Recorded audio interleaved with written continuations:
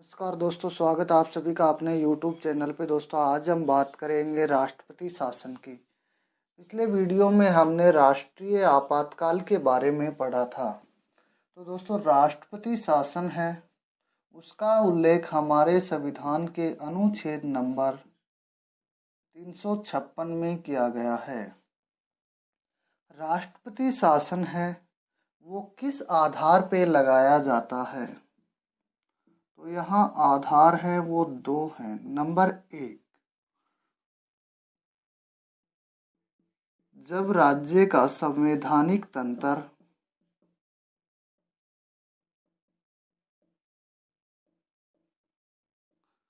विफल हो जाए।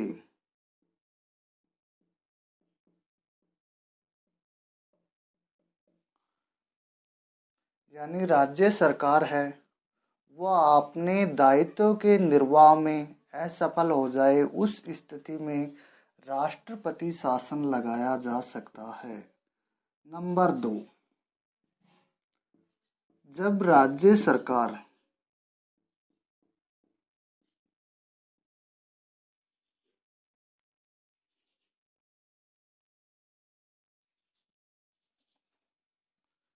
नंबर 2,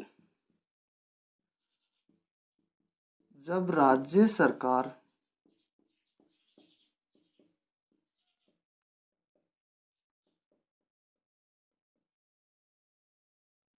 केंद्र सरकार के नियमों का पालन न करे, उस स्थिति में राष्ट्रपति शासन लगाया जा सकता है। इसका उल्लेख किस में है? तो इसका उल्लेख अनुच्छेद नंबर 356 में किया गया है। अब देखते हैं घोषणा। राष्ट्रपति शासन की घोषणा कौन करता है? तो राष्ट्रपति शासन की घोषणा है राज्यपाल की अनुशंसा के बाद में राष्ट्रपति करते हैं।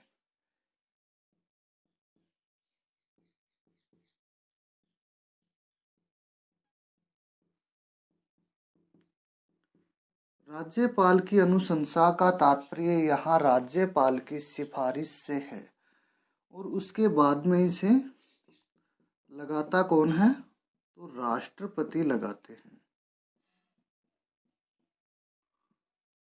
आधार आपको पता ही है कि जब राज्य का संवैधानिक तंत्र फेल हो जाए या राज्य सरकार है वो केंद्र सरकार के नियमों का पालन न करे, इस स्थिति में लगाया जा सकता है। अब देखते हैं इसका अनुमोदन।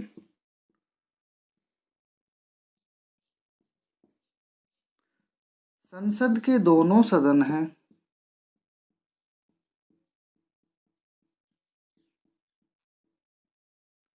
वो अपने साधारण बहुमत से इसका अनुमोदन करेंगे।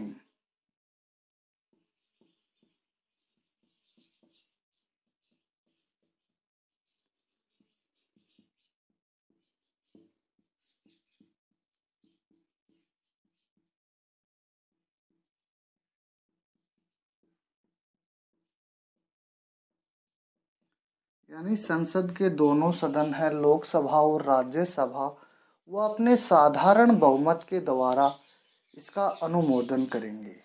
नंबर 2, यह अनुमोदन 2 माह के अंदर होना चाहिए। उसके बाद में राष्ट्रपति हैं वो राष्ट्रपति शासन लगा देते हैं। अब राष्ट्रपति शासन है उसको लेने का कार्य यानी वापस लेने का कार्य कौन करता है? तो राष्ट्रपति शासन को वापस लेने का कार्य है वो राष्ट्रपति स्वयं करते हैं।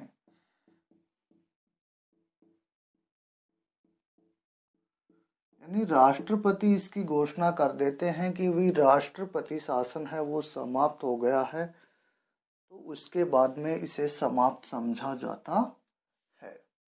अब देखते हैं राष्ट्रीय आपातकाल।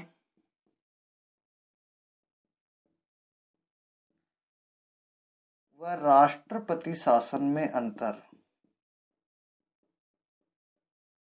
राष्ट्रीय आपातकाल है उसका उल्लेख हमारे संविधान के अनुच्छेद नंबर 352 में किया गया है, जबकि राष्ट्रपति शासन का उल्लेख है वो किस में किया गया है? अनुच्छेद नंबर 356 में किया गया है।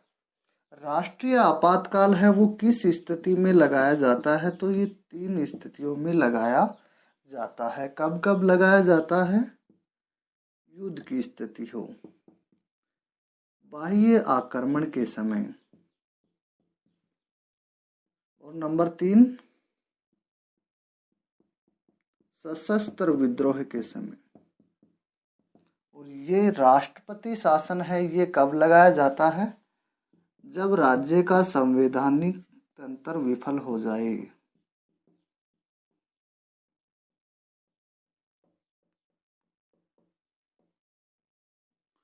और नंबर दूसरी स्थिति क्या होती है? जब राज्य सरकार है वो केंद्र सरकार के नियमों का पालन न करे।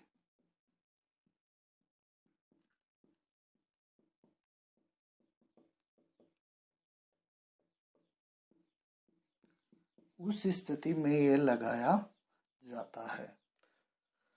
राष्ट्रीय आपातकाल है इसका अनुमोदन है वो संसद अपने किस बहुमत से करती है? विशेष बहुमत से करती है।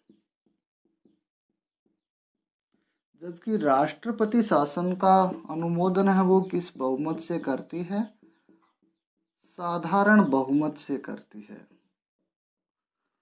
यहाँ समय कितना होता है? 1 माह का, और यहाँ समय 2 माह का। ये किसकी अनुशंसा पे लगाया जाता है? राष्ट्रपति शासन तो ये राज्यपाल के अनुशंसा पे।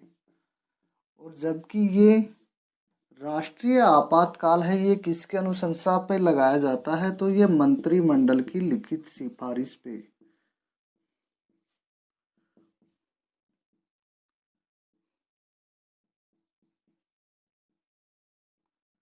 ये आपको याद रखना है।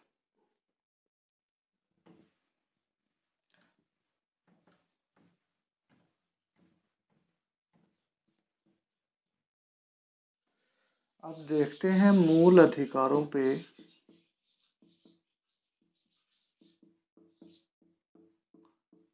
प्रभाव, ये प्रभाव किसमें? राष्ट्रपति शासन एवं राष्ट्रीय आपातकाल में देखते हैं।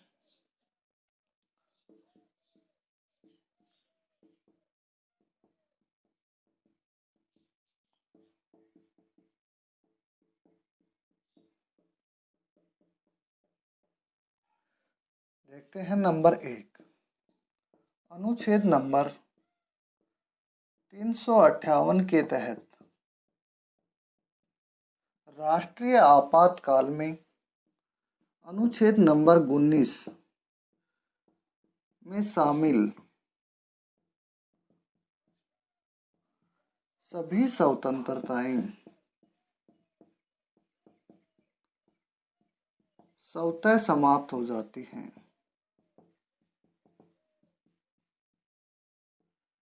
यानी जब राष्ट्रीय आपातकाल लगाया जाता है उस समय अनुच्छेद नंबर 358 के तहत जो भी स्वतंत्रताएं हमें अनुच्छेद नंबर 19 में दी गई हैं, जैसे बात एवं अभिव्यक्ति की स्वतंत्रता, सम्मेलन की स्वतंत्रता, संचरण की स्वतंत्रता, ये सारी स्वतंत्रताएं हैं ये राष्ट्रीय आपातकाल के समय समाप्त हो जाती हैं।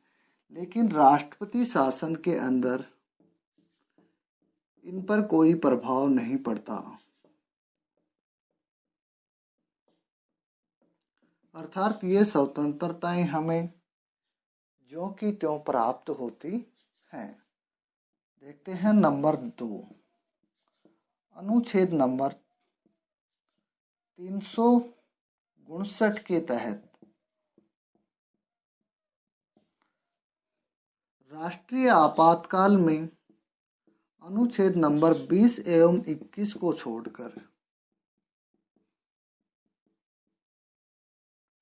राष्ट्रपति सभी स्वतंत्रताओं को समाप्त कर सकते हैं।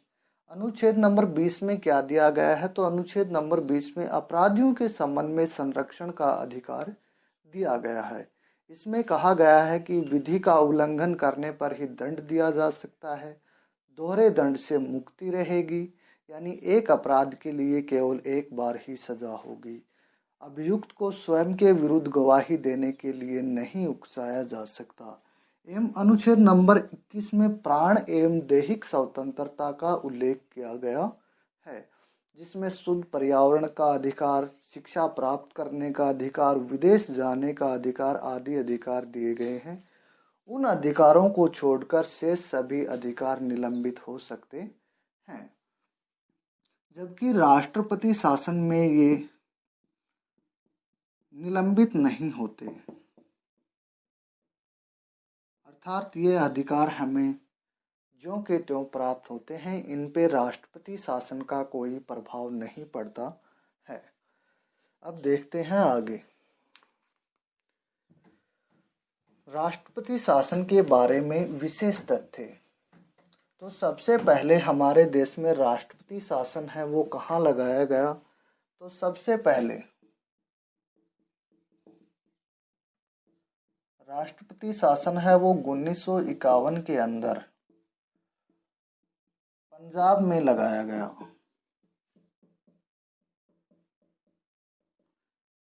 इस वक्त भार्गव मंत्रिमंडल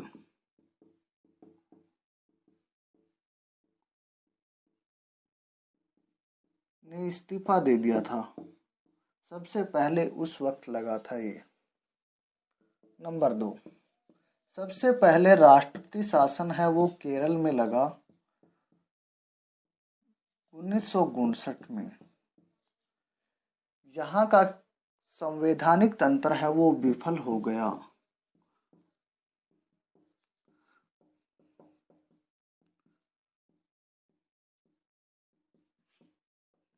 तो आपको दोनों ही ये याद रखने हैं कि सबसे पहले कहाँ लगा? पंजाब में। किस कारण से? भार्गव मंत्रिमंडल का के द्वारा इस्तीफा देने से। और दूसरी बार जब केरल में लगा, उस समय मान लो इसे भी पूछा जाए कि ये प्रथम बार है जब राज्य का संवैधानिक तंत्र विफल हो गया, उस समय लगाया गया प्रथम बार, तो वो कहाँ लगाया गया? केरल में लगाया गया। अब देखते हैं सबसे ज्यादा बार कहाँ लगाया गया? तो राष्ट्रपति शासन है वो सबसे ज्यादा बार आंध्र प्रदेश में लगाया गया।